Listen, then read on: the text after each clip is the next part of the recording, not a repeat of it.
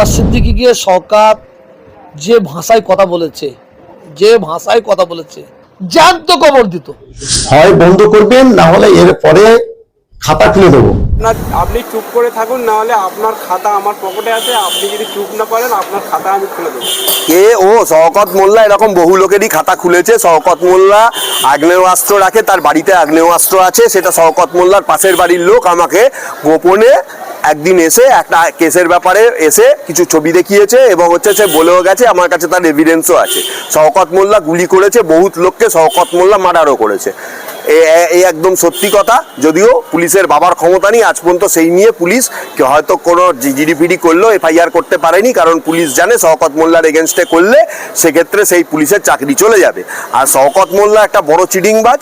আর আব্বাস সিদ্দিকী, এই লোকগুলো মানে কি বলবো, এই লোকগুলো মানুষের পাশে নেই। শওকত মোল্লা তো আরোই নেই, কারণ তৃণমূল আর আইএসএফ এখন এই যে আব্বাস সিদ্দিকী, তার ভূমিকাটা কি আইএসএফে আমি জানি না।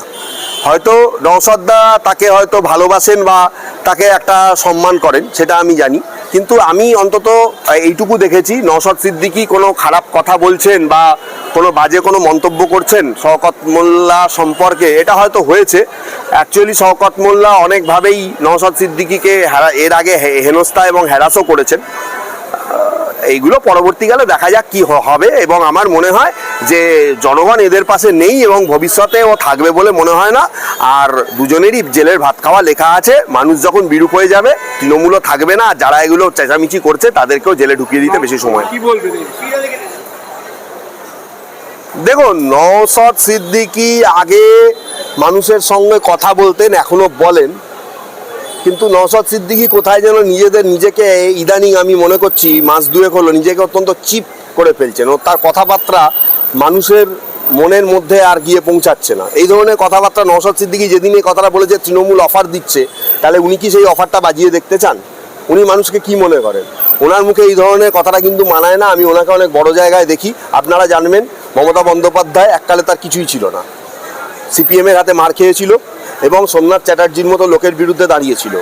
কংগ্রেস এতটাই রিস্ক নিয়েছিল, কংগ্রেসের তখন তাবর নেতা, ঠিক আছে, তারাও ভেবেছিল যে মমতা বন্দ্যোপাধ্যায় হেরে যাবে বা মমতা বন্দ্যোপাধ্যায় কিছুই করতে পারবে না। সেই মমতা বন্দ্যোপাধ্যায় কিন্তু একটা সিট কংগ্রেস থেকে বার করে এনেছিল এবং সেই সিট জিতেছিল। আমি মনে করি নওশাদ সিদ্দিকী একজন লড়াকু নেতা, তাকে আমি অনেক বড় জায়গায় দেখেছিলাম। কিন্তু নওশাদ সিদ্দিকী কেন যে এই ধরনের চিপ মন্তব্য করছেন আমি জানি না। আমি আপনার মাধ্যমে বলবো নওশাদ সিদ্দিকীকে যে আপনি এসব আলপাটকা মন্তব্য না করে আপনি মানুষের পাশে থাকুন। মানুষ আপনাকে ভালোবাসে, ভাঙড়ের মানুষ আপনাকে ভালোবাসে।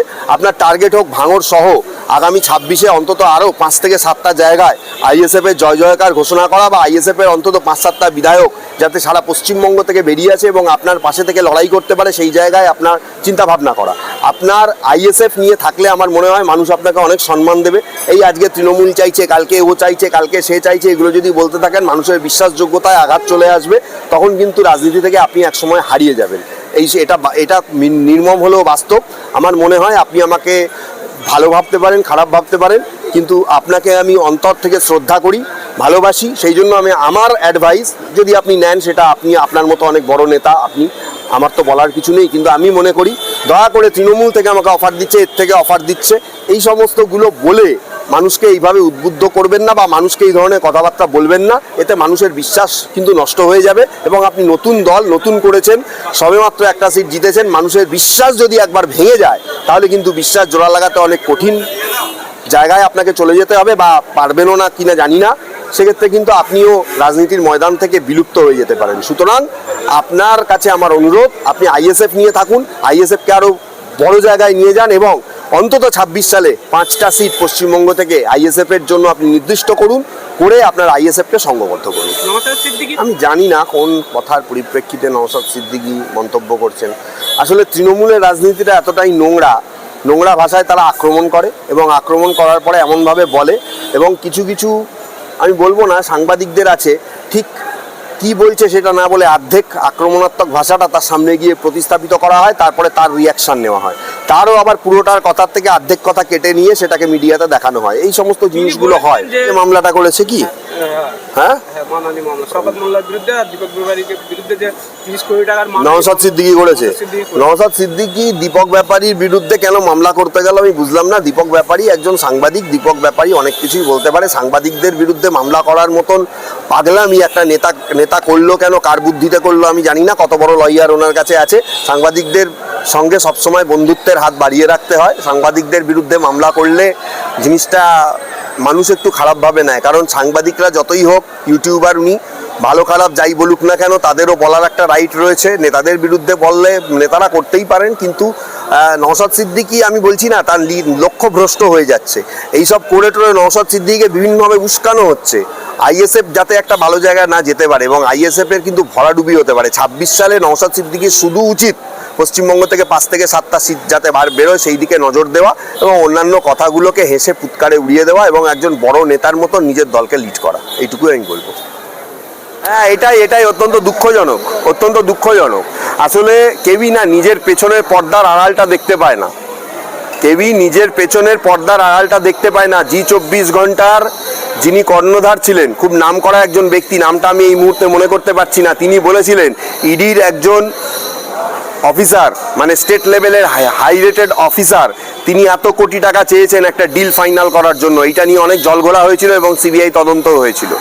আমি আপনাদের এইটা বলতে চাই যে নিজের ভুলটা আগে খুঁজুন। যদি মিমি চক্রবর্তী কোনো জালি কাজ করে থাকে, মিমি চক্রবর্তী অবশ্যই আইনের পদাধিকারী হবেন বা অবশ্যই তাকে আইন হিসাবে মোতাবেক ধরা হবে, কিন্তু এই ডেটিং অ্যাপগুলো থেকে পয়সা ইনকাম করার জন্য অমিত শাহের ছেলে জয় শাহের ওপরে কেন ইডি নোটিশ দেবে না আমি জানতে চাই। স্বরাষ্ট্রমন্ত্রীর ছেলে বলে যদি দেশের আইন বিরুদ্ধ কোনো কাজ হয়ে থাকে তাহলে তাকে প্রোটেকশন এবং তার বিরুদ্ধে বিচার করার দায়িত্ব দেশের সমস্ত নাগরিক আইনের চোখে সমান। তাহলে কেন জয় শাহের নামে ইডির নোটিশ হবে না? বিসিসিআই এর একটা মোটা টাকা এই মাসেরও আগের মাস অবধি ঢুকেছে ওই ডেটিং অ্যাপগুলো থেকে।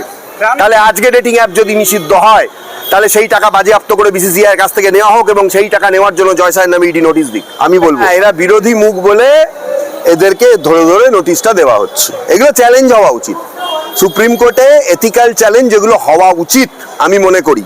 সৌরভ গাঙ্গুলি আমাদের বাঙালির আইকন, বাঙালিদের আইকন বলে ভাবি। সৌরভ গাঙ্গুলি সর্বপ্রথম বিসিসিআই প্রেসিডেন্ট থাকা অবস্থায় আমি আপনাকে বলতে বাধ্য হচ্ছি, সর্বপ্রথম My11 সার্কেল এবং Dream11 সর্বপ্রথম সৌরভ গাঙ্গুলি এর অ্যাডভার্টাইজমেন্ট করেন।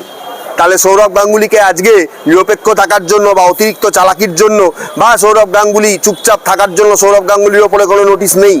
দেখুন, অন্যায় যদি করা হয়, অন্যায় যদি কেউ করে, আজকে দম থাকলে, আজকে যদি ইডির দম থাকে এবং ইডি যদি মনে করে যে তারা সত্যি তারা সমস্ত সংকীর্ণতার ঊর্ধ্বে, তাহলে আজকে তারা জয় শাহকে নোটিশ দিয়ে দেখা কেন নিষিদ্ধ অ্যাপ থেকে টাকা বিসিসিআই এর ঘরে এসেছিল, এবং কেন বিসিসিআই এর তৎকালীন সভাপতি সৌরভ গাঙ্গুলি, তারপরে হচ্ছে আপনার জয় শাহ এবং বর্তমানে রজার বিনি যতদিন ছিল, এদেরকে কেন তাহলে নোটিশ দেওয়া হবে না আমি এটা জানতে চাই।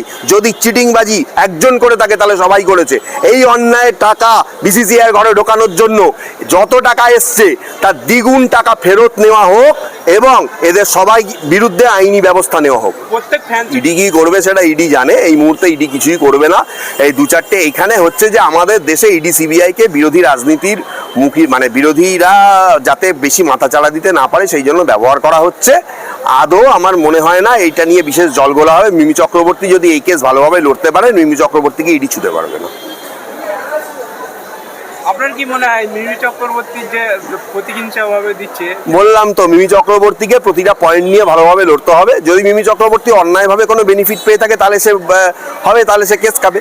কিন্তু যদি মিমি চক্রবর্তী দেখা যায় যে তার প্রমোশনাল ভিডিও করেছেন, মিমি চক্রবর্তীকে সেই ডেটিং অ্যাপগুলো ব্যবহার করেছে কোনো অ্যাডভার্টাইজমেন্টের জন্য, তাহলে আমার মনে হয় না মিমি চক্রবর্তীকে ইডি কিছু ছুতে পারবে। কারণ কোর্টে যদি ঠিকঠাক হেয়ারিং হয় সেক্ষেত্রে মিমি চক্রবর্তী ওপরে ইডির এই আনা আরোপ আমার মনে হয় খুব একটা বেশি কার্যকরী হবে না।